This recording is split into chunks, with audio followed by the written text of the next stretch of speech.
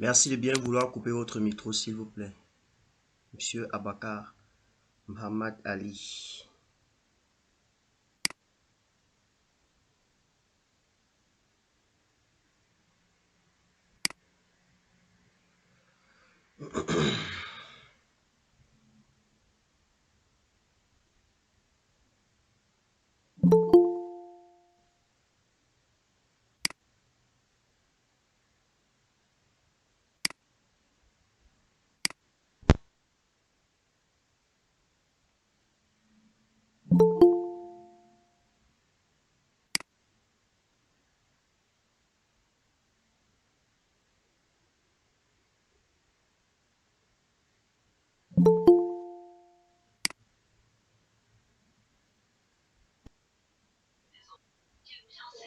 Veuillez couper votre micro.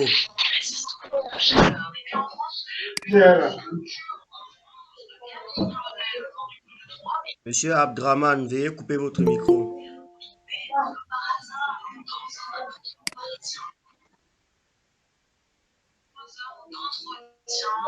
Je serai dans l'obligation de vous exclure si vous ne coupez pas votre micro, s'il vous plaît.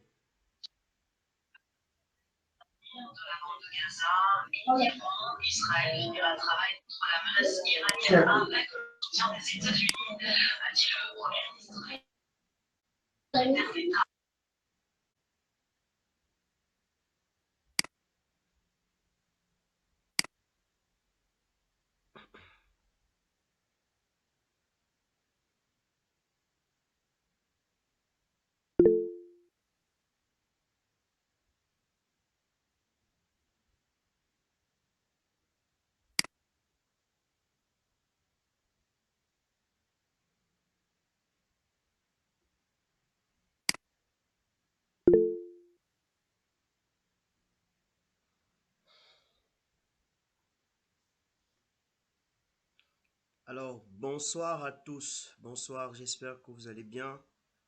Bonsoir à toutes les personnes qui ont bien voulu donner de leur temps pour être des nôtres ce soir pour assister à cette masterclass ou alors à cette conférence qui aura pour but de bien vouloir nous édifier les uns les autres sur la modélisation, l'estimation et la classification des ressources minières avec les méthodes géostatistiques.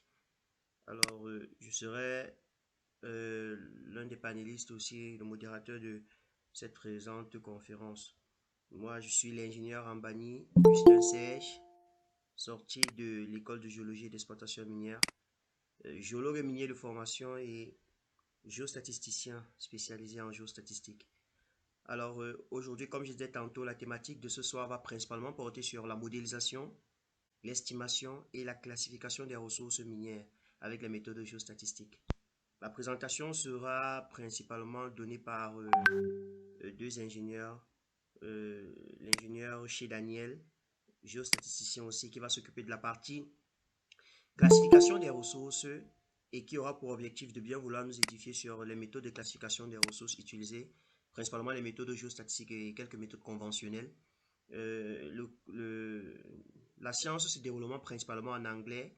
La présentation sera divisée en deux grandes parties. Une sera donnée en français et une autre en anglais. Donc, les directives, elles sont simples. Durant les présentations qui vont durer en moyenne 15 à 30 minutes, voire 45 minutes au maximum, vous allez prendre soin de noter vos différentes questions et vos préoccupations. Ainsi, à la fin de cette conférence, nous allons noter, nous allons répondre dans chacune tour à tour, ou alors nous allons échanger chacun tour à tour sur les différentes questions que vous aurez à énumérer. Donc, merci. Voilà un peu comment est-ce que va s'articuler cette présente séance. Nous avons dit que nous devions lancer à 20h et nous allons faire l'effort de commencer à l'heure prévue. Alors, principalement, comme je disais tantôt, la thématique s'accentue sur deux grands pans ou alors deux grands aspects, à savoir la modélisation, l'estimation et la classification des ressources. Je tiens à rappeler que la conférence d'aujourd'hui est présentée principalement par CSA. C'est CSA qui abrite cette conférence, CSA Consulting Science Academy, qui est un acteur clé dans le domaine des sciences ou alors dans le domaine des géosciences, de la technologie et du consulting. Donc, nous offrons principalement plusieurs formations professionnelles et des solutions innovantes dans les industries extractives, environnementales et technologiques. Notre mission est principalement de former des professionnels compétents, d'accompagner des projets miniers et environnementaux et de promouvoir le développement durable en Afrique et ainsi qu'à l'international. Parce qu'il n'existe pas de science qui perdure sans un développement durable. Donc, sans plus tarder, nous allons débuter avec la raison de notre présence ici, c'est-à-dire la conférence. Nous allons commencer avec notre présentation. Veuillez couper vos micros, s'il vous plaît. Le micro, ok, merci. Alors, on parle aujourd'hui de modélisation, d'estimation. C'est principalement la partie que moi, ingénieur Ambani, je vais m'atteler dessus. La modélisation et l'estimation des ressources. Je disais tantôt que la seconde partie de la classification des ressources sera abordée par mon collègue chez Daniel. Alors, la présentation explore l'importance de la géostatistique dans l'industrie minière. Nous allons essayer d'examiner quelques concepts clés. Nous allons essayer d'examiner quelques concepts clés, quelques méthodes de modélisation, d'estimation ainsi que les méthodes de classification.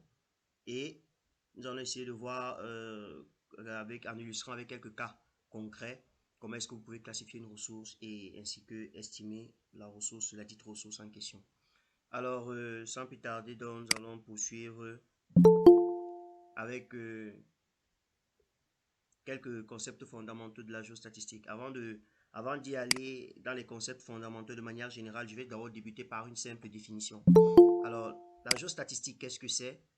La géostatistique, c'est tout simplement l'étude des variables régionalisées. C'est l'étude des variables qui ont une position spatiale, c'est-à-dire toute variable ayant une position spatiale, toute variable pouvait être géolocalisée. C'est ce qu'on appelle la géostatistique. Déjà, généralement, les personnes il y a une certaine ambiguïté entre la notion de géostatistique et on assimile ça généralement de manière hasardeuse à l'estimation, l'étude des variables. On va dire quoi? Certaines personnes disent que la géostatistique, c'est tout simplement la géologie appliquée à la statistique. Ce qui n'est pas le cas. C'est pas la géologie, c'est pas la statistique appliquée à la géologie parce que la géostatistique n'est pas qu'utilisée en géologie. La géostatistique peut aussi être utilisée dans le domaine médical, dans le domaine de la santé, dans le domaine de l'agriculture, dans le domaine de l'élevage, dans le domaine de l'apiculture. Donc, il y a pas mal on va dire quoi, il y a pas mal de domaines d'application dans lesquels la géostatistique pourrait être utilisée. La géostatistique, comme je disais tantôt, c'est tout simplement l'étude des variables régionalisées. C'est l'étude des variables ou alors des phénomènes spatiaux, que ce soit les phénomènes spatiaux ou alors des phénomènes temporels. Toute variable pouvant avoir une position spatiale, une variable peut être utilisée ou alors étudiée par la géostatistique. Les domaines d'application sont clés, sont multiples. Comme je viens de le citer, dans le domaine environnemental, dans le domaine médical, dans le domaine de l'industrie minière, dans le domaine de la géochimie, dans le domaine de la santé. Alors, la géostatistique est principalement divisée en deux grands courants. Nous avons à la fois la géostatistique linéaire et la géostatistique non linéaire. Nous avons la géostatistique linéaire et la géostatistique non linéaire. La géostatistique linéaire, quant à elle, la géostatistique linéaire est principalement divisée en plusieurs catégories.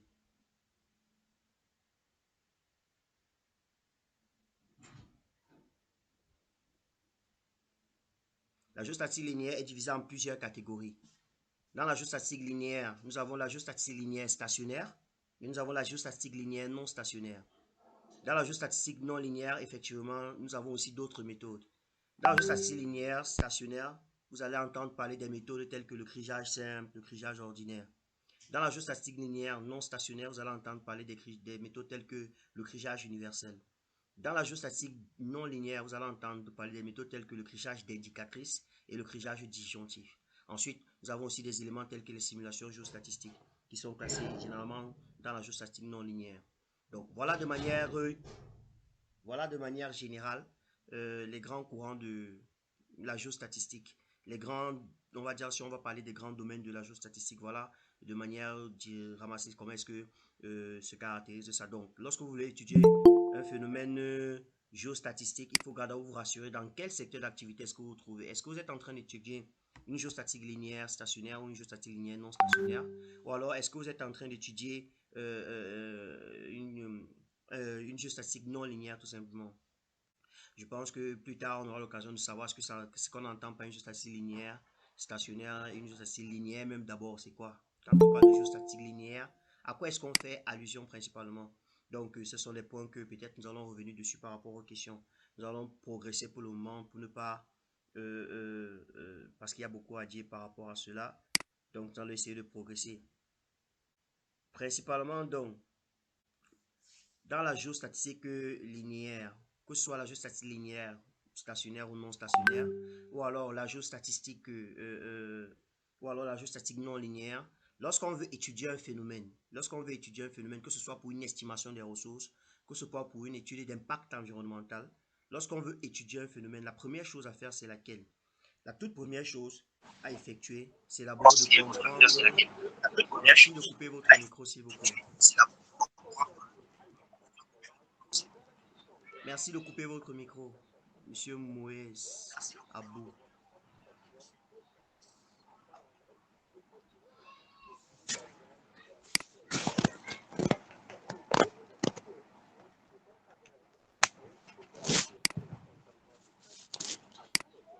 Ok. S'il vous plaît, je rappelle à tout le monde de couper le micro. Veuillez couper vos micros pour que nous puissions progresser rapidement. Je disais tantôt ceci. Lorsque vous êtes en train d'étudier un phénomène, la première chose à effectuer, c'est de comprendre le phénomène. La géostatistique, on a tendance à dire qu'on n'étudie pas le phénomène en lui-même. Qu'est-ce qu'on étudie? On étudie la fonction mathématique qui caractérise le phénomène. Ça veut dire le modèle mathématique. En géostatistique, qu'est-ce que nous étudions? Nous étudions le modèle mathématique qui caractérise ou alors qui décrit la répartition spatiale du phénomène, que ce soit en estimation des ressources, que ce soit en cartographie d'impact environnemental. Le plus important ici, c'est d'abord, premièrement, de pouvoir être capable de caractériser le phénomène. Et comment est-ce qu'on caractérise le phénomène en géostatistique? C'est en utilisant des données, ce qu'on appelle des fonctions ou alors des variables aléatoires. C'est ce qu'on appelle des variables aléatoires. C'est grâce à ces variables aléatoires-là que vous serez capable de caractériser le phénomène. Comme je disais tantôt, je vais présenter principalement la partie modélisation et estimation des ressources et mon collègue chez Daniel va poursuivre avec la partie classification des ressources qui sera principalement donnée en anglais. Je vais poursuivre en disant ceci. La chose statistique principalement, pour pouvoir étudier un phénomène ou alors caractériser un phénomène, utilise des modèles mathématiques. Ces modèles mathématiques-là, ou alors le modèle mathématique le plus couramment utilisé, ce qu'on appelle la variable aléatoire ou alors la fonction aléatoire, qui est un modèle qui permet de caractériser la structure d'un phénomène dans l'espace, que ce soit pour une estimation de ressources, pour une cartographie d'impact environnemental ou alors pour tout autre phénomène que vous êtes en train d'étudier. Voilà principalement des éléments qui peuvent être très utiles pour pouvoir caractériser un phénomène. Alors, principalement donc, lorsqu'on a défini ce qu'on appelle une fonction, veuillez couper votre micro, monsieur Moïse. Sinon, je serai obligé de vous exclure.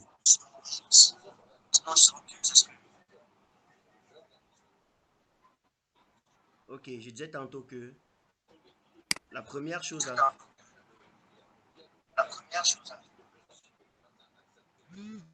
Monsieur Moïse, vous n'avez pas toujours coupé votre micro.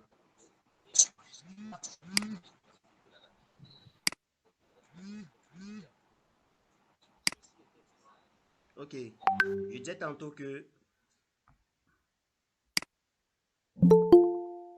Je disais tantôt que lorsque on souhaite caractériser un phénomène en géostatistique, lorsqu'on souhaite caractériser un phénomène en géostatistique, la principale chose qu'on utilise, c'est ce qu'on appelle la variable aléatoire. La variable aléatoire, qui est une fonction mathématique qui nous permet d'étudier le comportement du phénomène. Et donc, pour ce faire, donc pour pouvoir donc étudier ce comportement, alors pour pouvoir étudier cette variable aléatoire, qu'est-ce qu'on utilise? On va effectuer une collecte des données. Une collecte de données qui peut se faire sous la forme de forage ou alors d'échantillonnage et d'analyse géochimique qui sont très indispensables pour pouvoir avoir les éléments tels que la teneur. La teneur qui est une fonction, c'est ce qu'on appelle une variable aléatoire. Lorsque je parle ici de variable aléatoire, je vais vous prendre quelques exemples de variables aléatoires. Les variables aléatoires qui sont généralement utilisées sont soit les teneurs d'un gisement, soit la densité, soit la gravité, soit la perméabilité, soit en fonction de l'étude que vous êtes en train de mener. Voilà quelques éléments qui peuvent être caractérisés comme des variables aléatoires.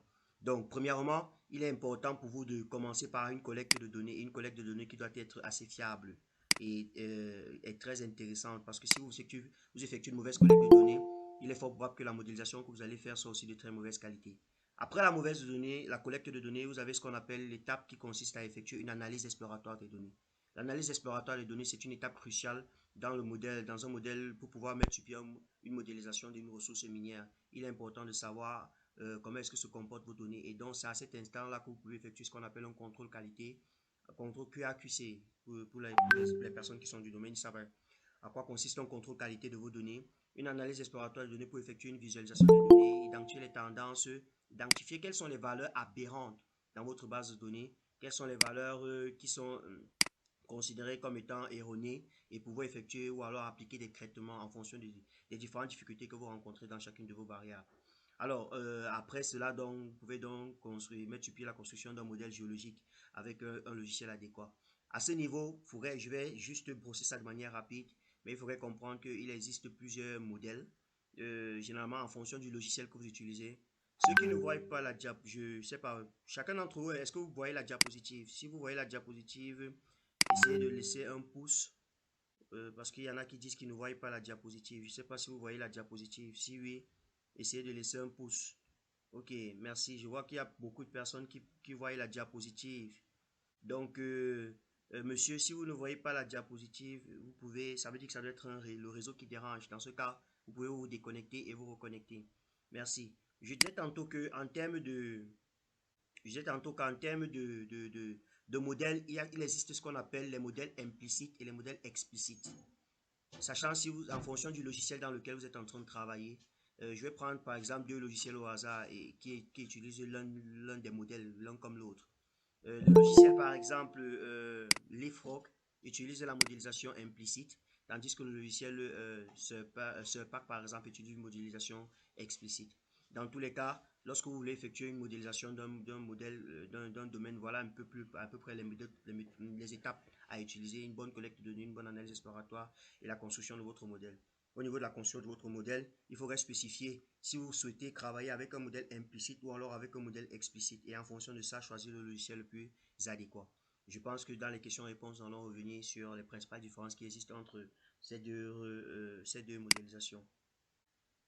Alors, principalement, donc, après avoir modélisé le domaine, vous avez défini un domaine, vous avez défini le modèle à utiliser, le type de modèle à utiliser. Vous passez maintenant à la partie où vous devez effectuer une estimation de la ressource. Donc, en géostatistique, principalement, vous commencez par modéliser le phénomène. Pour modéliser un phénomène en géostatistique, on utilise, je vous ai parlé d'une variable aléatoire. La variable aléatoire nous permet d'obtenir ce qu'on appelle un variogramme. Alors, qu'est-ce que le variogramme? Le variogramme, c'est la fonction mathématique qui permet de caractériser la structure spatiale d'un phénomène.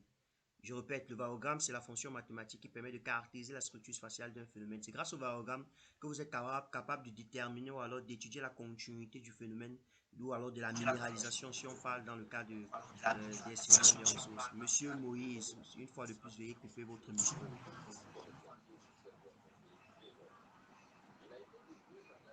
Je disais tantôt que dans ce cas-ci, vous serez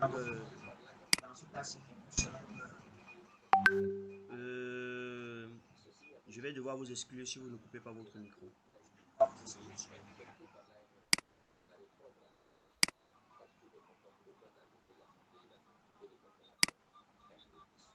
Je disais tantôt que la...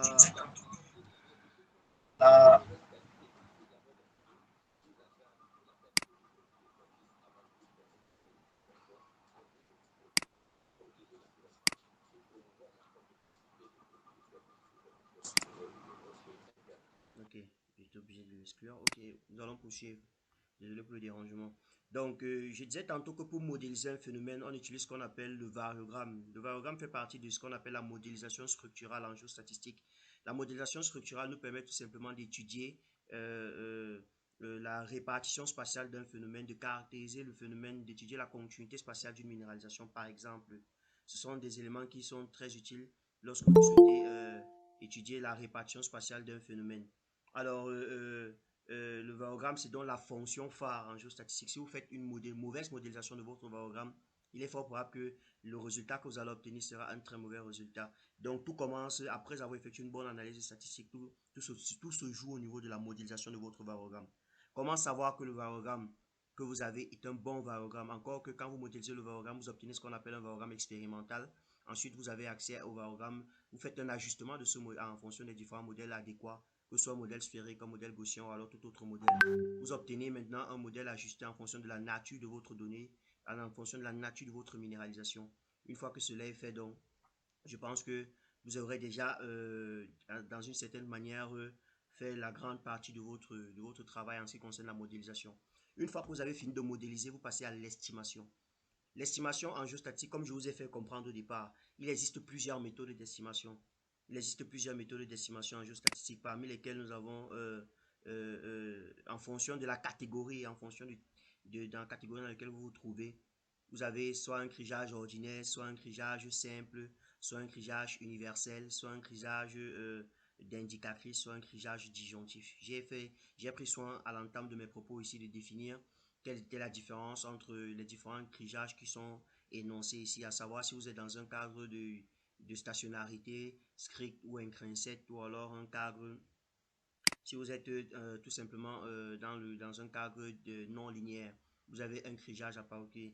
Alors, le crigeage ordinaire, c'est ce qu'on appelle généralement, que ce soit le crigeage ordinaire, le crigeage simple.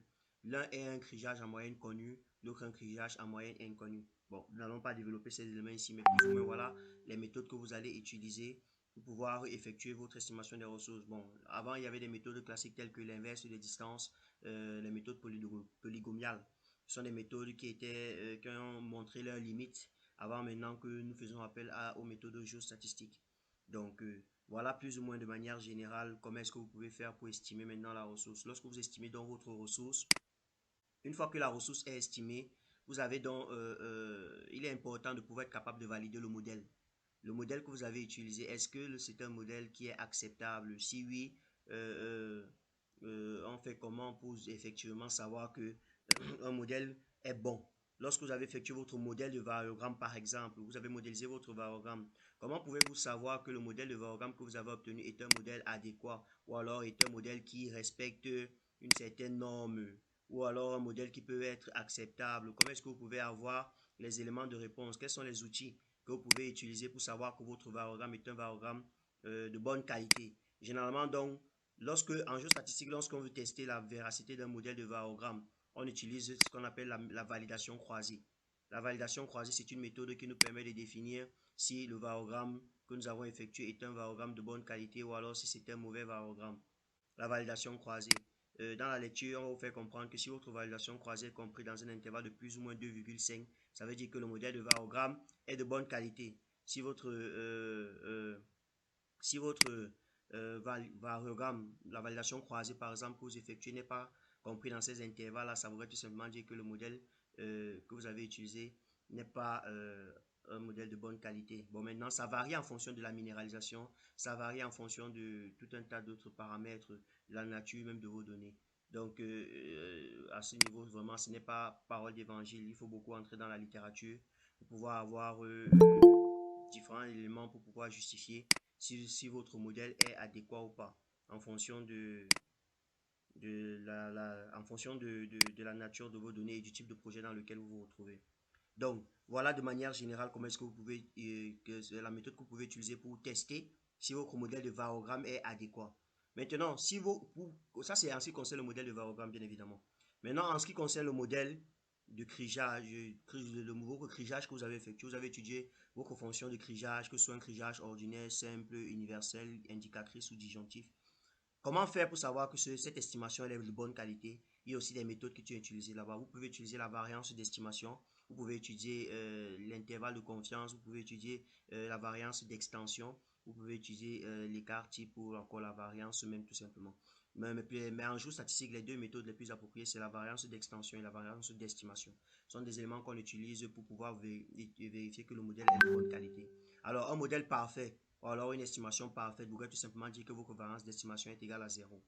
Voilà de manière générale ce que vous pouvez utiliser pour pouvoir attester de la véracité de votre modèle.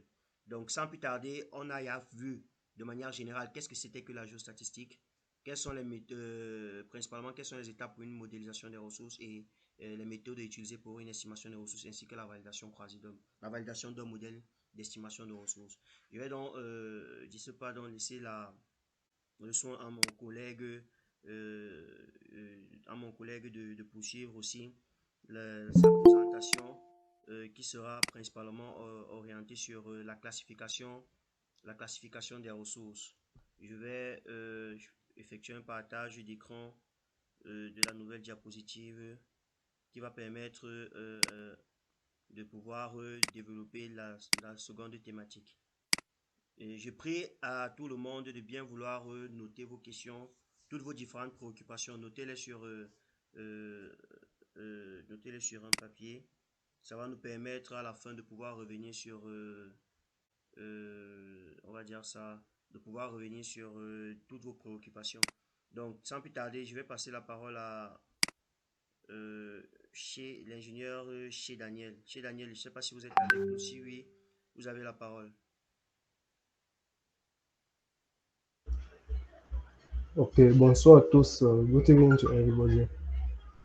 Je ne sais pas si vous m'écoutez bien. Oui, oui, je vous reçois 5 sur 5. Ok, donc ma présentation, je ne suis pas très fluid en français. So my presentation, I'll do it in English. I will be talking on advanced methods for mineral resource evaluation and classification, and principally geostatistical methods are the methods that will be used today. So, Monsieur Serge, okay, prochainement. Our work will be divided into 5 parts. So we have an agenda whereby we'll take an introduction to mineral resource classification. We'll present geometric and variance-based methods for classification. We'll present probabilistic and simulation techniques. Then we'll carry out a 3D case study for practical demonstration, and then we will round up with the question and answers.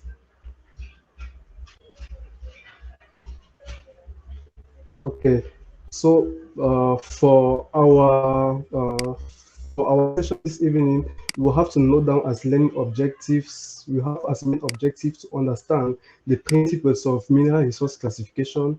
We have to explore methods like drill hole spacing, DHS is drill hole spacing, KV, Kriging variance, CVV, cross validation variance, and moving minerals classification. Then we have to apply techniques to real world data, and then lastly gain insights in the software. And the software we'll be using for our work today is Artis.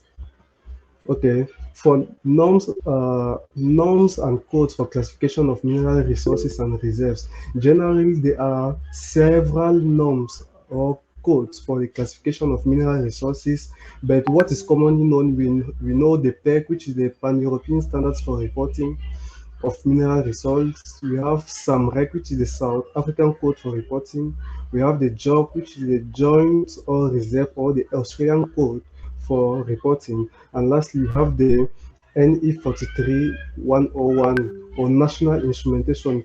It's commonly called National Instrumentation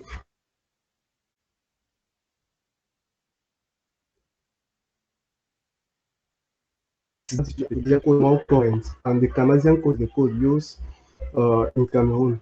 So we have different resource classification categories. Resources can be classified as mainly what measured, indicated, and infrared. But today, first we have to try to understand what a mineral resource is. So you can see on the screen, a mineral resource is a concentration of an economically valuable solid material in the Earth's crust.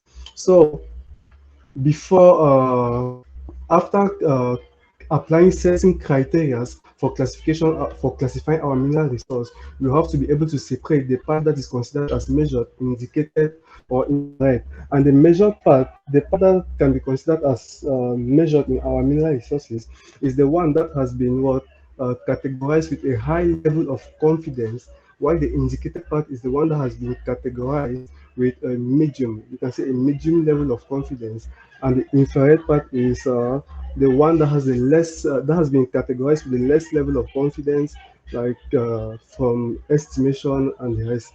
And we have also mineral reserves. What is a mineral reserve? It is the economical mineable part of a measured or indicated mineral resource. So a mineral reserve is derived either from a measured mineral resource or an indicated mineral resource.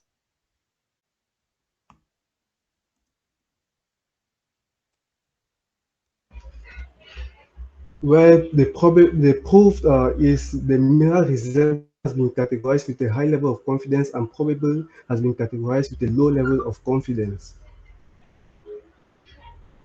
Okay, so now why do we classify mineral resources?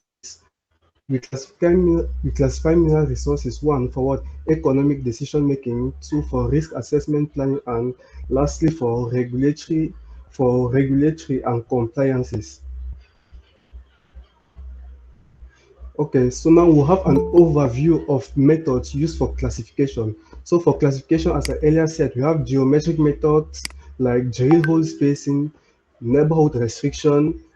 We have variance-based techniques like Kriging variance and cross-validation variance, and we have the simulation-based approach, which is known as the moving windows classification. And we will be uh, getting into details of all these methods. Like firstly, we'll take the J-hole spacing. J-hole spacing is a method used to classify blocks based on what? Hole density proximity. So it is used to classify blocks based on the spacing between different drill holes.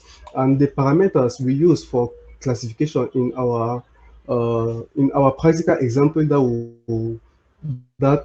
I will present later. Here we classified blocks whereby drill holes had a spacing of 50 meters amongst them were classified as measured. Blocks whereby drill holes has separations of 100 meters were classified as indicated, and blocks that had drill hole separations of above 100 meters, that's like 200 and above, 100 and above, were classified as infrared. Next, we will take the neighborhood restriction method, which is still a geometric method.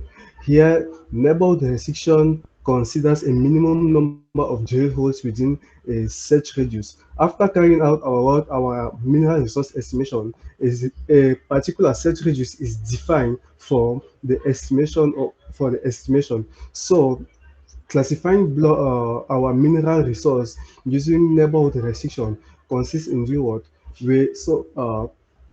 Based on the search radius we define, so we will consider different intervals. So we can consider like blocks that have a particular number of drill holes within it will be classified as a particular category. Like in our work, the parameters, the levels we use what? Blocks that had 8 drill holes within 100 meters were classified as measured, and blocks that had 8 drill holes within 200 meters were classified as indicated. But since in my work I use a search radius of 100 meters, I use for blocks with 4 drill holes within 100 meters were classified as indicated, and blocks that has less than 4 drill holes within 100 meters were classified as what? As infrared. And the key challenge of this method is that it needs post-processing. That means you need to uh, the number of drill holes within the search radius can be chosen based on what? Visual sensitivity. So you need to access your drill holes, look at the separation between drill holes, and bring out a, a classification criteria that will be suitable for the drill hole spacing. So next we have our variance-based method of classification, which is Kriging variance. Kriging variance using what the Kriging estimation error to classify blocks, whereby the thresholds we use here was what blocks with a Kriging variance of less than 35% of the block variance. Because the block variance is different from the Kriging variance. The block variance is like what the global variance of estimation. So uh, blocks that had a Kriging variance of below 35% of the global Kriging variance were classified as measured. Blocks that have what a Kriging variance of a Kriging variance between 35% and 65% of the global estimation variance were classified here as indicated, and blocks that had a Kriging variance ranging above 65% of the global variance of estimation were classified as what infrared. The main advantage of this method is what it incorporates data redundancy and anisotropy. Because what the geometric methods do not consider what data redundancy does not consider the the geological continuity of phenomena. That's why here we use Kriging variance, which is a geostatistical method, and it considers what this geological continuity of data, because the geometric methods they mostly classify blocks based on the number or the amount of information present, and they do not consider the geometric continuity of data, because there are some data that can have high variations at low distances. So when geometric methods are used, they do not consider these variations at small distances. Okay, now we have cross validation variance, which is the second variance based technique.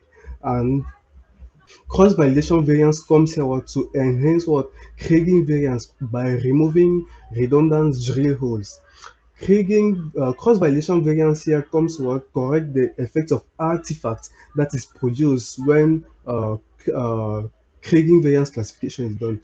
Because when Kriging variance classification is done, the artifacts that are generated at the levels where data values are more concentrated and where there's less data value. Artifacts are like are like error values.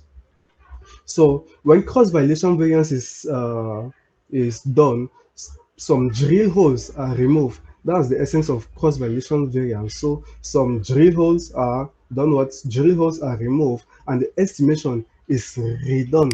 When the estimation is redone, there is an increase in what the global variance of estimation.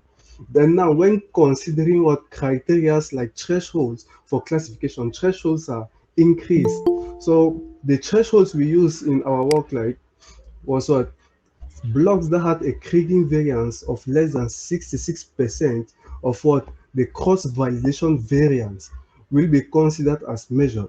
Blocks that had a Kriging variance of between 66% and what 83% of what the cross validation variance will be considered as indicated, and blocks that has a Kriging variance of above 83% of the cross validation variance are considered as infrared. As main advantage of this technique, as we earlier said, it reduces artifacts, improves classification accuracy due to what the increased variance and increased thresholds used for classification.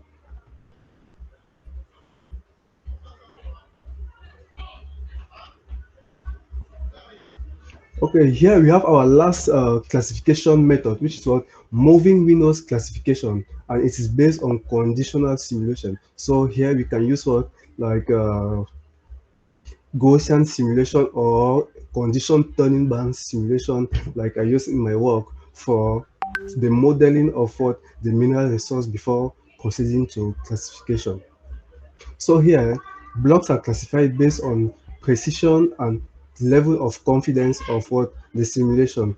As main parameters used here, we use thresholds from what thresholds from the average block average average grades of simulation. So here in moving Windows classification, we, uh, classification is done on at a confidence interval of what 95%. So confidence interval of 95% is calculated, and it's from this confidence interval that blocks are what are classified. Now for the precision, how is the precision calculated? Precision is calculated based on what the mean of the simulation. So blocks that have all grades or at what at plus or minus 15% of what the mean of simulation will be classified as measured, and blocks that have what all grades ranging all grades between plus or minus 30% of the mean of simulation are classified as indicated. And here we have to note that our thresholds are supposed to be contained in the 95% confidence interval. What's the 95% confidence interval? This means that maybe in the 95% confidence interval, it says that what if a block is if a block maybe was simulated to have a an OR grade of, let's say, 1.5, that block will have that OR rate of 1.5 95% of the time, because simulations are done. There's a particular number of simulations that are done when conducting simulations. Like in our case, we did 100 simulations. The 95% points will have the same simulated value 95% of the time. So as main advantage of this method, we have what it is less subjective than geometric techniques, and the results are highly standardized. And here classification is done at an SMU scale, which is what the smallest small mining unit scale, which brings out what more information from the simulated resource.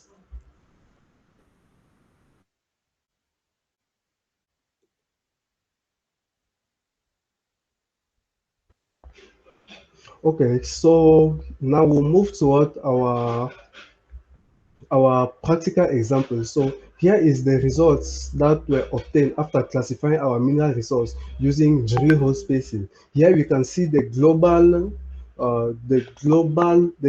block, like the entire mineral resource, that is made up of what infrared in green, indicated in yellow, and measured mineral resources in red.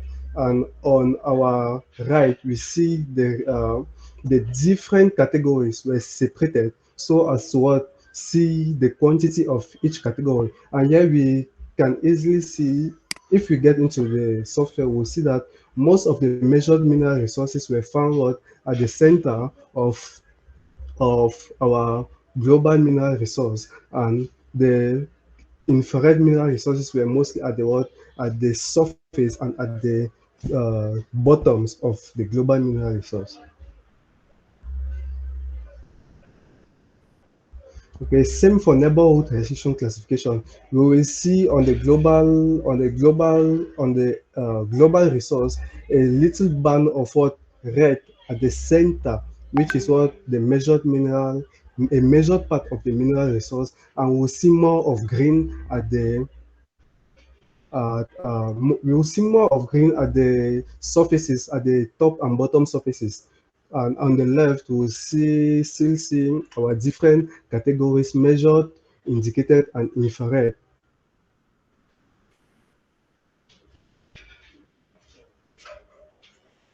Okay, here is the results obtained from Kriege variance, and you see that it is quite different from the results obtained above, because the measured, indicated, and infrared are evenly spaced throughout the block. The spread throughout the block. So because in the earlier methods we have what they measured at the center, but here we see that the different categories are evenly spread. That's just the difference, because the first methods were the geometric techniques. You see that the geometric techniques resemble each other, and they the variance-based techniques resemble each other too. So we can move to the next slide.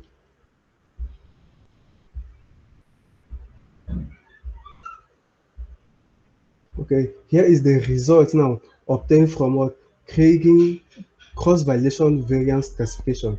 Here we will see less of red because what our threshold values used for classification were greatly modified so as to obtain what more precision and reduce artifacts. So here we will see what a lesser proportion of what measured mineral resource and higher proportion of the infrared and indicated categories. This is because what precision was in we wanted to increase the precision of our what classification. So thresholds were what increase our craving variance was increased so as to increase our precision, and the quantity of our what of our measured mineral resource was greatly reduced. That's just because of the variation in thresholds used for classification.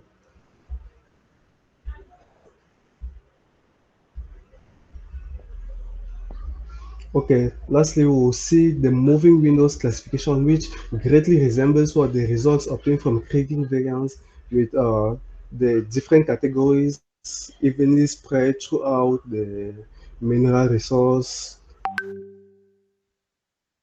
The measured category is not concentrated at the center as was seen in the geometric technique and cross validation variance techniques. Here we see that the moving windows classification and Kriging variance classification are greatly similar. So here I think we have come to the end of the presentation of our 3D practical case study. We can move to the next slide.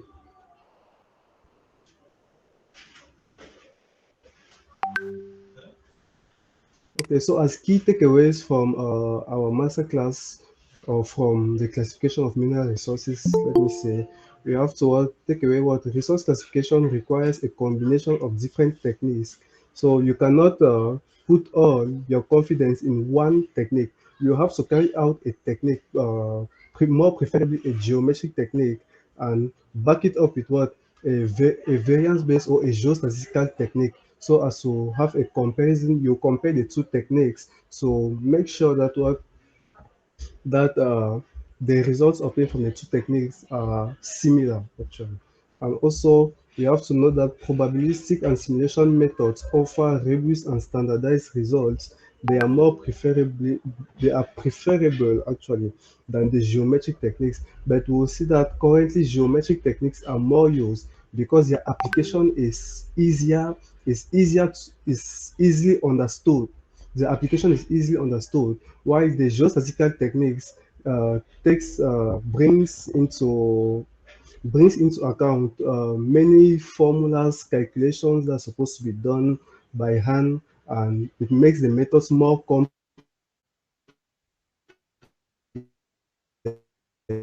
Their consideration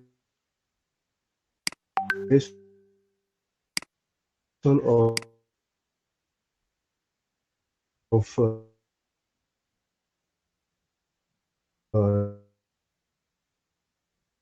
geology. The end of our presentation. I will give back the word to Engineer Serge. Engineer Serge, je vous remets la parole. Je suis arrivé à terme de ma présentation. Ok, merci beaucoup pour votre brillante présentation. Donc, comme je disais tantôt au départ, l'objectif de cette conférence était tout simplement de présenter l'estimation, la modélisation, l'estimation et la classification des ressources. Donc, il était question pour moi, ingénieur Ambani, de vous présenter tout d'abord qu'est-ce que c'est que la géostatistique, qu'est-ce que c'est que la modélisation, comment est-ce qu'on s'y prend d'un point de vue géostatistique pour effectuer une bonne modélisation. Il était question pour moi de présenter les différentes méthodes utilisées en géostatistique pour la modélisation des ressources, c'est-à-dire les différentes étapes et les outils utilisés d'un point de vue géostatistique pour caractériser la structure spatiale ou la variabilité spatiale d'un phénomène. Par la suite, nous avons essayé de parler des types de modélisation, c'est-à-dire la modélisation implicite et explicite. Nous avons essayé de décortiquer de manière générale l'arbre de la géostatistique pour pouvoir situer chacune des méthodes telles que le crigeage simple, le crigeage ordinaire le criage d'indicatrice, le criage disjonctif, le criage universel. Par la suite, nous avons donné quelles sont les méthodes de validation des différents modèles que nous avons eu à utiliser, que ce soit pour la modélisation structurale ou l'estimation des ressources. Il était question pour l'ingénieur Daniel de vous montrer quelles étaient les méthodes géostatistiques utilisées pour la classification des ressources, que ce soit la méthode des grill holes de Windows, de main Windows, des criages de cross validation, de variances d'estimation. Il vous a montré pratiquement quatre méthodes que vous avez eu à utiliser. Et je crois que chacune de ces méthodes-là a pu démontrer quelles étaient ses limites, quels étaient ses avantages, ses inconvénients. Il a pu vous montrer comment est-ce qu'on pouvait classifier les ressources, les intervalles utilisés pour pouvoir classifier en fonction d'une norme appropriée. Donc, je suppose que chacun d'entre vous a pu noter pas mal de questions. Il sera donc question pour nous, en fin de ces différentes présentations, de prendre vos différentes préoccupations et d'y apporter des réponses. Voici comment ça va se passer. Si vous avez des questions, n'hésitez pas à lever la main, un peu comme je fais actuellement. Vous levez juste la main et on vous donnera la parole pour que vous puissiez poser votre question, que ce soit sur l'estimation, la modélisation et la classification des ressources. Je ne sais pas s'il y a une personne qui souhaite prendre la parole dès maintenant et poser sa question. Si oui, nous sommes prédisposés à écouter toutes les questions. Alors, je vais prendre et donner la parole à voir la personne est encore arrivée. Bla au gré grâce divine. Donc, le principe, il est simple. Lorsque je vous donne la parole, vous commencez par vous présenter le pays et vous posez votre question. Alors, je vais devoir donner la parole à Bla au gré grâce divine. Vous avez la parole. D'accord. Bonsoir, chers tous. Je me nomme Nguesambla Audrey, étudiant en minéralogie à l'Université de Mont, Côte d'Ivoire, CI. Moi, ma question est de savoir si les différentes modélisations euh, que le conférencier nous a montrées n'ont pas des points en commun. Est-ce qu'il n'y a pas une modélisation qu'on vient de trouver qui pourrait mettre toutes ces modélisations ensemble? C'est ça pour moi ma question. Ok, si je me résume, votre question est de savoir s'il n'existe pas un modèle qui rassemble tous les modèles, c'est ça? D'accord. Oui, c'est ça ma question. Ok, ici, j'aimerais encore savoir s'il s'agit des modèles du côté de la classification des ressources ou alors du côté de l'estimation de la modélisation. Au niveau de l'estimation des ressources. Ok. Principalement au niveau de l'estimation des ressources, nous avons défini plusieurs méthodes. Chaque méthode est fonction d'une catégorie bien précise. Ça veut dire quoi? Que lorsque on parle d'estimation de ressources, si vous souhaitez utiliser par exemple le criage ordinaire, le criage simple, le criage d'indicatrice, le criage disjonctif, premièrement, chaque méthode est adaptée à un contexte bien spécifique en fonction de la nature de vos données. Donc, si je veux répondre de manière simple, je dirais qu'il n'existe pas un modèle ou une méthode qui rassemble toutes les autres méthodes parce que chaque méthode est fonction de la problématique que vous êtes en train d'étudier. Je vais prendre un cas pour illustrer. Si vous êtes par exemple en train d'étudier des données, première chose, comme je parlais la dernière fois, c'est d'identifier si vous êtes dans un cadre de géostatistique linéaire ou non linéaire. Ça, c'est un premier cas et c'est ça, c'est grâce à des études géostatiques que vous menez que nous ne pourrons pas développer ici malheureusement. Si vous êtes dans un cadre géostatique linéaire, déjà vous ne pourrez plus utiliser des méthodes comme le criage disjonctif parce que là c'est dans le cadre non linéaire. Donc de manière bref, je dirais que il n'existe pas de modèle qui rassemble tous les autres modèles. Donc je ne sais pas si j'ai pu répondre à votre question. D'accord, vous avez répondu, merci. Ok. Je vais passer la parole à Moussa Nassou Faro. Vous avez la parole. Moussa Nassou, vous avez la parole. Oui, bonsoir. Bonsoir. Oui, je me nomme Faro Moussa. Je suis étudiant en licence 4, département des services géologiques à l'Institut supérieur des mines de géologie de Bouquet, précisément en Guinée-Conakry. Guinée-Conakry. Je remercie. Oui, oui. Voilà, je voudrais savoir la différence entre l'estimation des ressources et la modélisation des ressources. La différence entre les deux. Ok, merci. Quelle est la différence entre l'estimation des ressources et la modélisation des ressources? Je ne sais pas si l'ingénieur Daniel est encore des nôtres. Si oui, vous avez la parole.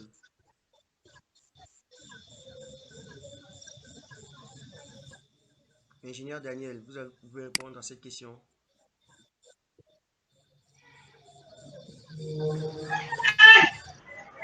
D'accord.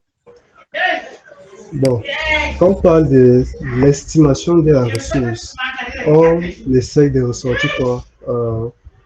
On essaye de ressortir le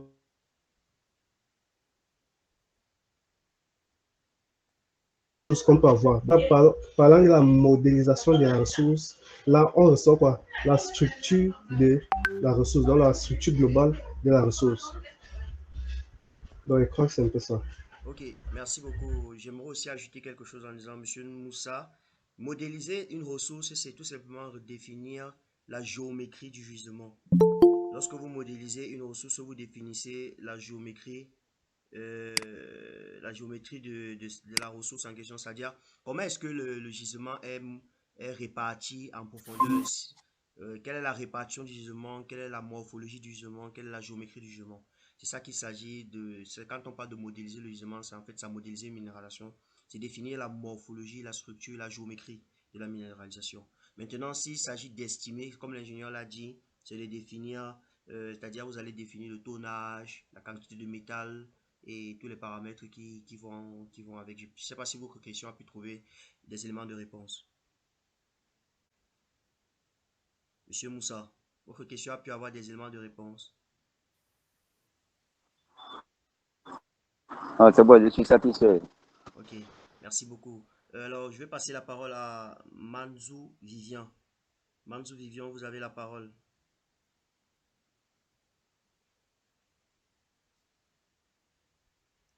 Manzou Vivian, Je dis bonsoir. bonsoir.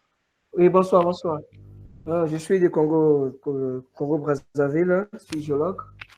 J'aimerais peut-être également ajouter quelque chose à propos de la question qui venait d'être posée Oui, concernant la différence entre l'estimation et la modélisation. oui, Et sur peut-être la même idée que vous. Donc, l'estimation, c'est juste voir la concentration de la minéralisation. Et dans le cadre de la modélisation, comme vous avez su mentionner, voir comment les minéralisations se prolongent tout au long de la zone de recherche. Maintenant, j'ai une question concernant l'exposé de monsieur, comment on l'appelle même, celui qui a fait son exposé en anglais là. Daniel, chez Daniel. Okay, Mr. Shi Daniel. Okay, so I'm so delighted to hear from your great research presentation. It was very good. So I like it. And my question is about the difference. Okay, when you talk about the different classification methods, okay, so among them, okay, what is the reliable one? So about that, those classification methods that you mentioned. So I want to know, okay, in Cameroon, okay, which one, okay, do you use there? That is my question. Thanks. Super. Ingénieur chez Daniel, vous avez la parole.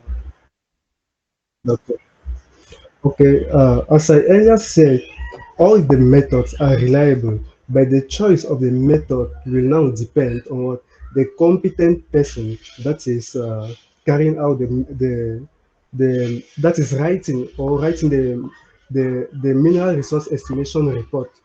So it depends on the competent person. And I also say that generally the method that is most used is drill hole spacing in general, geometric methods in general, because their application is easier to understand. And it's also important to know that geometric methods are what they are we can say the first methods the oldest methods, wow, the oldest methods. Geostatistical methods come here, they are like innovative methods. But the choice of the method, firstly, will depend on the competent person that is writing the report. Ok, merci, Inyashi Daniel. Monsieur Bizian, je ne sais pas si vous avez pu avoir des éléments de réponse. Si vous êtes satisfait de la réponse qui vous a été offerte. Of Okay, experience. okay. I'm satisfied that. Thank you. Ok, merci. I'm satisfied. Thanks. Ok, merci. Nous allons passer la parole à Ismaëla Ouattara. Ismaëla, vous avez la parole. Alors, bonsoir, je suis de la Côte d'Ivoire. Oui, Ma question s'adresse au premier intervenant. En fait, lorsque vous avez abordé la notion de clégeage ordinaire et de clégeage universel, vous avez dit que pour le clégeage ordinaire, il faudrait que la moyenne soit connue, et pour le clégeage universel, la moyenne est inconnue. À quel moment de l'étude on peut savoir cette distinction-là? C'est-à-dire à quel moment savoir que la moyenne est connue ou inconnue? ok, merci. Merci. Merci pour votre question. Bon, déjà, c'était pas au niveau de clégeage à moyenne connue, à moyenne inconnue, ça concerne uniquement le clégeage simple et le clégeage ordinaire. Donc, ce n'est qu'au niveau du clégeage Ok, simple. ok. Oui, en ce qui concerne le clégeage universel, c'est plus au niveau de la non-stationnarité des données dont on parle du clégeage ordinaire, du clégeage universel. Donc, le clégeage ordinaire et le clégeage simple, quand est-ce qu'on peut savoir qu'il s'agit d'un clégeage à moyenne connue et d'un clégeage à moyenne inconnue? En réalité, quand on dit la moyenne la moyenne est connue ou la moyenne est inconnue, ici il s'agit de la moyenne de la teneur du gisement. Donc, de prime abord, normalement, il n'est presque jamais connu. Donc, je dis ça pourquoi? Parce que Ok. lorsque vous souhaitez commencer à estimer, vous ne pouvez pas directement savoir quelle est la moyenne des teneurs la moyenne générale des teneurs du gisement. De prime abord, il n'est presque jamais connu. C'est pour ça que généralement, on utilise très peu dans le Oh, clégeage ordinaire pour faire un ensemble de choses, beaucoup plus de clégeage simple pour certaines estimations. Bon, plutôt le clégeage ordinaire, moins le clégeage simple, parce que oh, le clégeage simple, on est obligé de supposer une moyenne. C'est pour ça qu'en GeoStat, vous avez vu, l'ingénieur chez Daniel a parlé de la notion de personnes compétentes. En GeoStat, on parle ici de personnes compétentes parce que il faut avoir mhm. une expérience assez développée sur l'estimation de la modélisation d'un gisement ou d'un minéral en particulier pour pouvoir être capable d'effectuer son estimation. Parce que c'est grâce à ce moment-là que vous pouvez être capable de supposer une moyenne en fonction peut-être de votre connaissance géologique du terrain et de l'expérience que vous avez eu à magasiner. Et en fonction des normes, généralement, cette personne compétence-là doit avoir, dans la norme canadienne par exemple, doit avoir minimum 15 ans d'expérience dans le minéral en particulier. Ça veut dire que si vous êtes en train d'étudier par exemple l'or, vous devez avoir 15 ans d'expérience dessus pour pouvoir vous prononcer par rapport à, par exemple, le cas de la moyenne ou pas. Euh, Parce qu'on suppose que là, vous avez eu à faire quand même pas mal d'expérience sur... Vous avez à étudier pas mal de minéralisation, vous savez comment l'or se comporte et tout, donc vous pouvez être capable quand même de faire des suppositions. Donc, pour le cas des autres, ce n'est pas possible. Ok, ok. Ok, Ouais, merci beaucoup. ok, Merci pour la merci. réponse. Merci pour votre question. Je vois Lionel Ouegrago, vous voulez poser une question, je crois.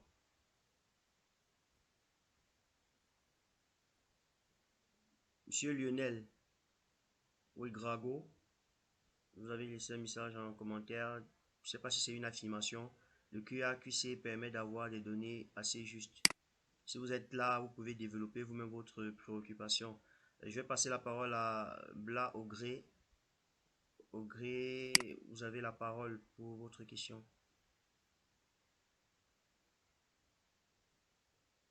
Ogré, grâce divine. Je vois, vous avez la main levée, vous avez la parole. Ok, dans le cas contraire, on va passer la parole à Lionel Ouedraogo. Oui, pour moi, c'était par rapport à une question que Audrey avait posée. Oui, Et demander comment être sûr des data. Donc, c'est ça, je lui disais qu'avec le QAQC, on pouvait vérifier et avoir des données plus justes. ok, donc merci pour cet apport. Avec le QAQC, on est capable d'effectuer, comme son nom l'indique, un contrôle qualité et une analyse qualité de vos données afin de savoir si les tendances sont de bonne qualité ou alors si les données, s'il n'y a pas de valeur aberrante, s'il n'y a pas de valeur incorrecte dans votre base de données. C'est en fait ça le QAQC. Donc là, je vais passer la parole à Christian Gamos. Vous avez une question, Christian? Oui, oui, bonsoir à tous. Bonsoir. Euh, Ambas Alain, étudiant l'école de géologie de Minganga, Yaoundé, Cameroun, géostatistique. Bon, ma question ici va sur la première partie. Sur la première partie, lorsqu'on a parlé de modélisation, on a dit il y avait la modélisation implicite et la modélisation explicite. Ma question est de savoir comment s'orienter vers le type de modélisation qu'on doit adopter. Parce que là, si on se retrouve à faire, par exemple, une modélisation avec Leapfrog, moi, dans mon cas en particulier, j'ai déjà eu ce problème-là. Je me retrouve en train de faire une modélisation avec Leapfrog et on me fait comprendre que ce n'est pas complet. Il faudrait qu'après Leapfrog, que j'aille encore, par exemple, sur ce pack. Je voudrais savoir c'est quoi quels sont les critères à prendre en compte pour s'orienter vers une modélisation en particulier. Ok, merci beaucoup pour cette question, Alain. Alors, quels sont les critères à prendre en compte lorsqu'on souhaite choisir une modélisation? Déjà, il faut comprendre que la modélisation implicite est plus focalisée sur la géologie de la zone. Lorsque vous avez pas mal d'importance sur la géologie, pas mal de connaissances ou alors de données sur la géologie de la zone, il est souvent conseillé d'utiliser la modélisation implicite. Pourquoi? Parce que, par exemple, vous allez vous rendre compte que sur le logiciel livre, on va vous dire, OK, vous modélisez une inclusion ou alors une érosion ou alors modéliser une veine.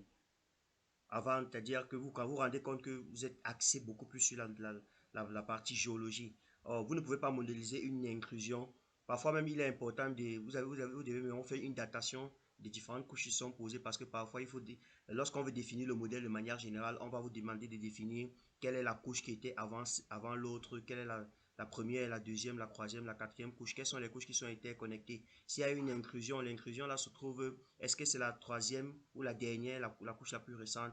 Vous voyez, il y a pas mal de paramètres géologiques qui entrent en compte lorsque vous souhaitez faire une modélisation implicite avec le logiciel Leapfrog. Donc, la première condition, c'est d'avoir pas mal de données concernant la géologie de la zone. Donc, c'est un travail géologique énorme.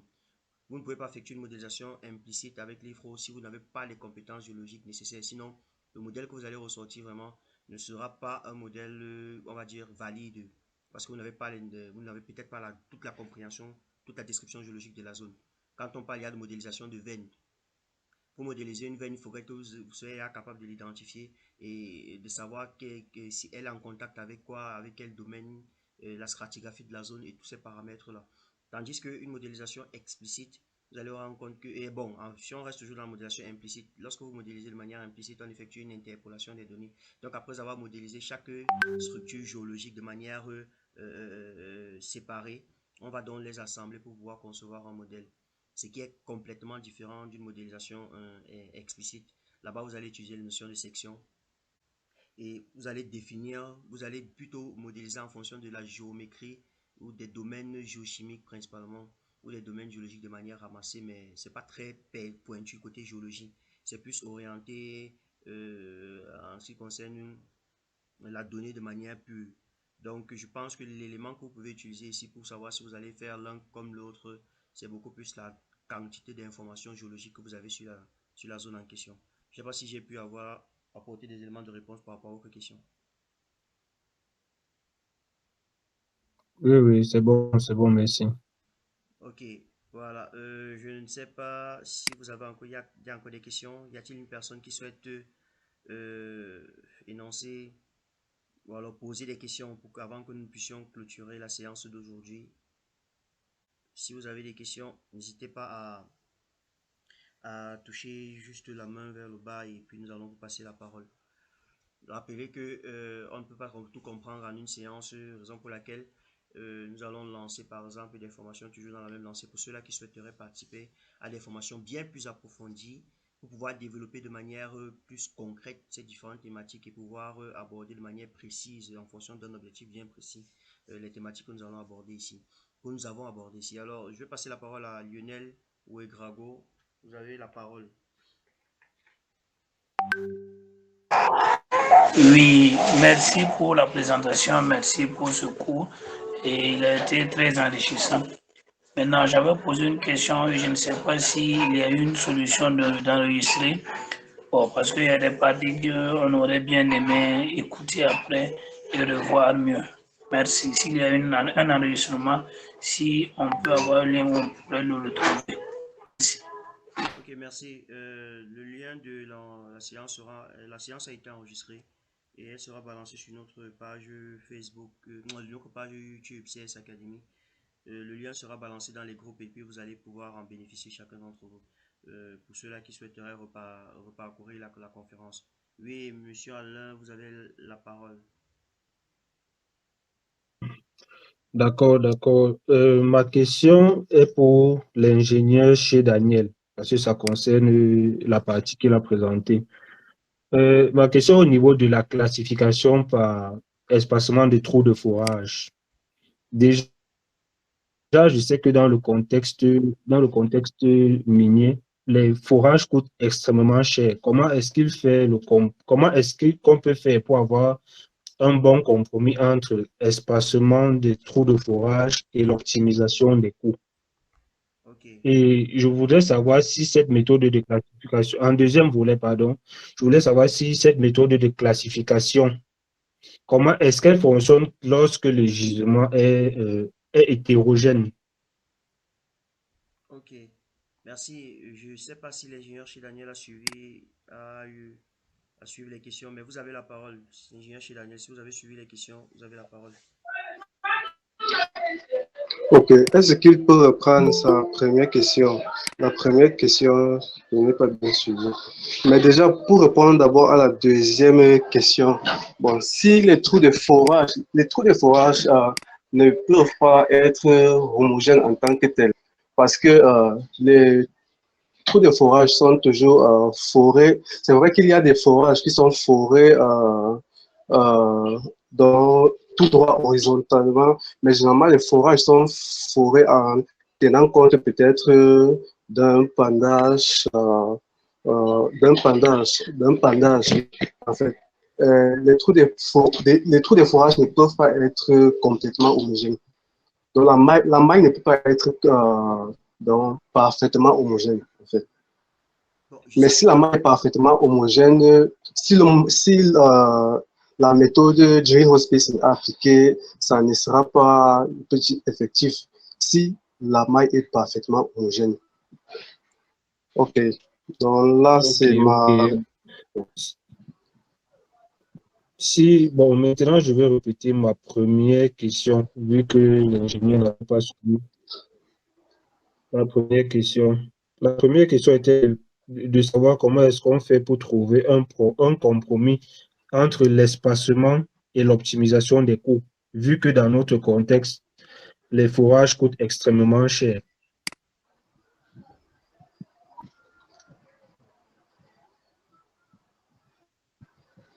Bon, pour ta deuxième question, je crois que pour faire une optimisation des trous de forage, généralement, on n'utilise pas une méthode de classification, mais plutôt des méthodes d'estimation pour faire l'optimisation des trous de forage. Donc, je ne sais pas si euh, la méthode de classification Geospacing peut être utilisée pour l'optimisation des trous de forage, en fait.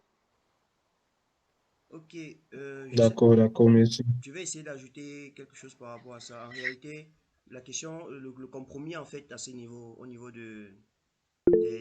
d'optimisation des trous de forage, est une question qui est principalement liée à la notion de variance d'extension, alors variance d'estimation.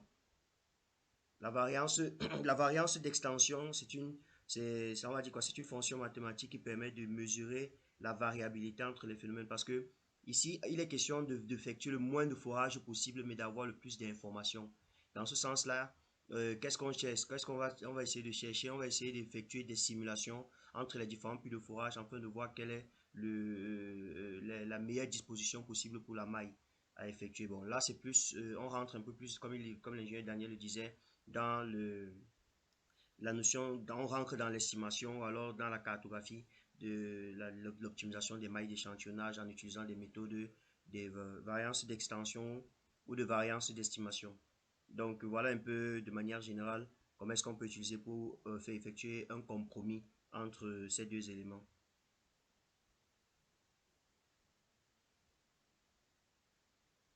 La connexion m'a lâché.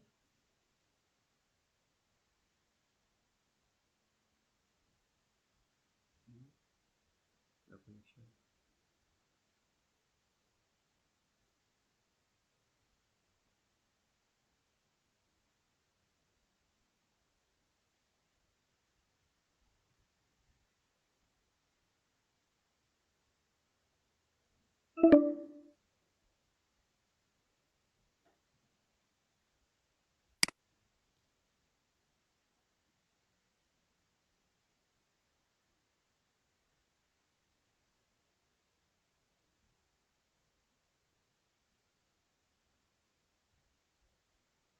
Ok, je ne sais pas s'il y a d'autres questions avant que nous puissions, on va dire, nous ne finissons cette séance d'aujourd'hui. S'il y a encore des questions, n'hésitez pas à les poser. Du moins, on peut prendre une dernière question avant de se séparer. Oui, Emmanuel Maguissa, vous avez la parole. Oui, merci beaucoup pour la présentation d'aujourd'hui. Vraiment, je suis très content, je suis ravi. Ma question était, est-ce que j'aimerais savoir si le choix d'une méthode d'éclousage, est-ce que ça dépend de quoi? Ok, merci pour votre question.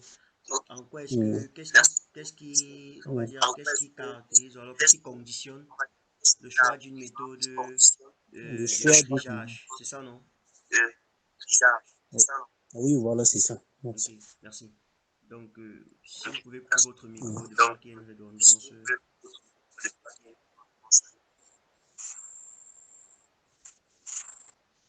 Donc,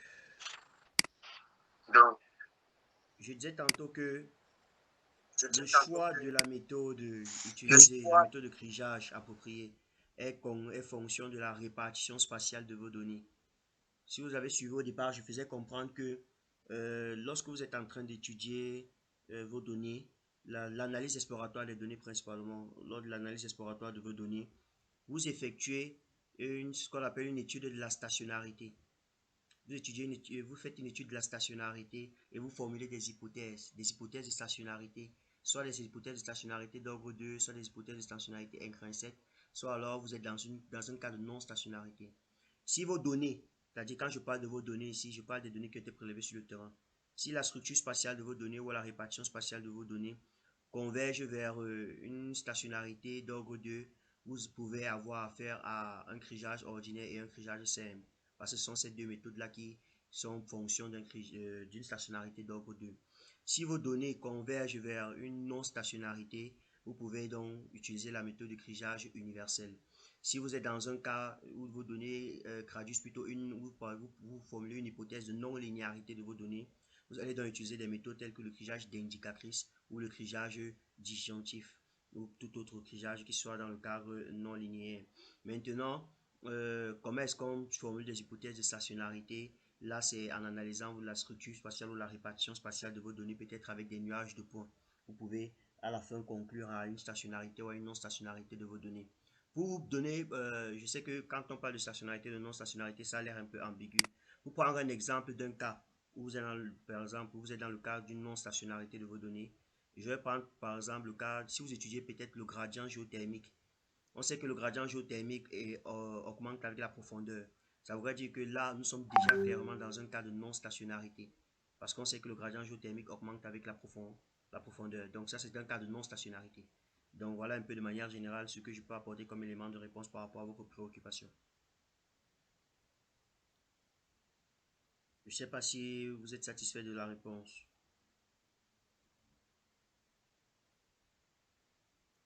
Allô, vous êtes encore là, monsieur Emmanuel? Oui, je suis là, je suis là, je vous ai bien capté et vraiment je suis satisfait. Ok, merci. Merci beaucoup. Alors, je suppose Merci que beaucoup. nous n'avons plus de questions. On va donc conclure cette séance. Merci à tous les participants pour avoir bien voulu participer à cette séance, à cette présentation. Je ne sais pas si il y a une dernière question apparemment. Monsieur Ambassa, vous avez une question? Ingénieur Ambassa. Oui, oui, je suis là. Je suis là. Ma question, j'avais une question, mais c'était par rapport au variogramme. Mhm. On a dit le variogramme, c'était la fonction mathématique qui permettait de matérialiser un phénomène. Bon, maintenant, en tenant compte du fait qu'on a tellement de modèles de variogramme, est-ce qu'on peut s'engager dans l'estimation avec n'importe quel modèle? Non.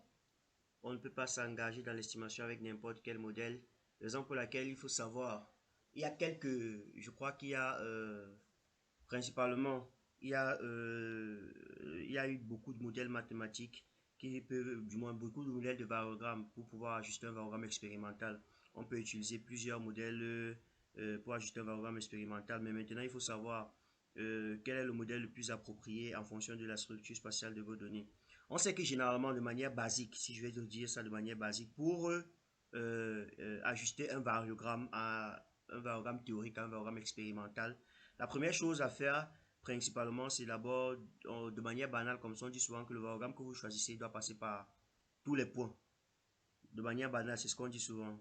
Que le variogramme que vous choisissez doit passer par tous les points de votre, du moins pas la majorité des points, pour le considérer comme étant parfait. Ça, c'est ce qu'on dit souvent de manière ramassée comme ça, ou de manière banale. Mais maintenant, de, ça c'est de manière ramassée.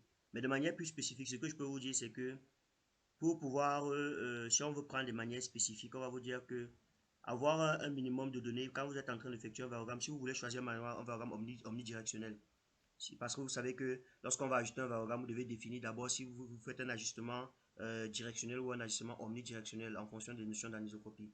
Maintenant, si vous choisissez un variogramme omnidirectionnel, il faudrait qu'il y ait au minimum 30 points dans la direction, dans toutes les directions, au minimum 30 points, et que votre variogramme, il doit avoir, quand vous crassez le palier, ou alors quand vous ajustez votre modèle de variogramme, vous devez ajuster, il devra avoir 5 points avant le palier. Bon, je parle comme ça avec vous parce que je suppose que vous avez déjà quand même la notion, vous savez déjà ce que c'est qu'un palier, l'effet pépite et la portée. Donc, il devra avoir 5 points avant le palier de votre variogramme pour considérer que votre modèle que vous avez choisi est plus ou moins adéquat. Donc, il devra avoir au moins 5 points avant le palier. Maintenant, bon, ça c'est même quand on dit souvent au moins 5 points, c'est-à-dire entre 4 à 6 points avant le palier, afin d'ajuster le modèle le plus adéquat. Il faudrait au minimum 30 paires de points pour la plupart des classes de variogramme que vous êtes en train de choisir. 30 paires de points en fonction du type de variogramme que vous choisissez pour ajuster. Il faudra, pour la plupart des points, 30 paires de points. Maintenant, les limites des distances d'ajustement de pas, il faudrait que le pas, par exemple, quand vous choisissez votre modèle d'ajustement, le pas H doit être inférieur à H maximal divisé par 2. Ça, c'est en ce qui concerne la tolérance, en ce qui concerne votre pas. Il faut éviter les effets de bord. Les effets de bord, généralement, c'est une notion utilisée en géostatique non linéaire. Il faut éviter les effets de bord. Il faut assurer la présence des données impliquant, par exemple, le centre ou alors le sens de propagation du phénomène.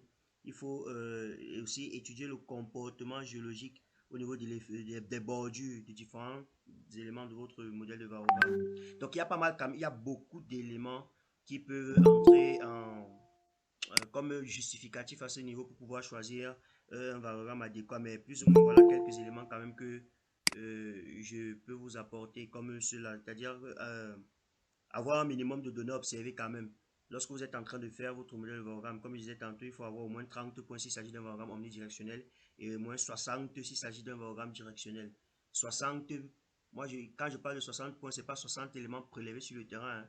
C'est 60 dans la direction où vous êtes en train de calculer le variogramme. Si on est dans des dans des vraies mines. Ce sont des standards et elles peuvent varier. Donc voilà un peu quelques éléments de réponse par rapport à votre préoccupation. Oui, oui, c'est bon, j'ai la réponse à ma question, merci. Ok. Je ne sais pas s'il y a d'autres préoccupations ou alors des apports ou des ajouts que d'aucuns aimeraient bien souligner. S'il n'y en a plus, je pense que nous allons clôturer la séance d'aujourd'hui. Comme je disais tantôt, l'enregistrement de cette présentation sera balancé dans notre groupe, du moins dans notre page YouTube, sur notre page YouTube CS Académique. Et le lien sera envoyé dans les différents groupes de CSA. Donc, vous aurez la possibilité de reparcourir dans cette présentation et de poser même vos questions directement sur YouTube. Donc, merci à tous pour votre présence et on se dit à la prochaine présentation ou alors à la prochaine conférence. Donc, passez une bonne soirée à tous. Merci, Christian. Merci à tous. Merci à l'ingénieur chez Daniel aussi pour sa brillante présentation.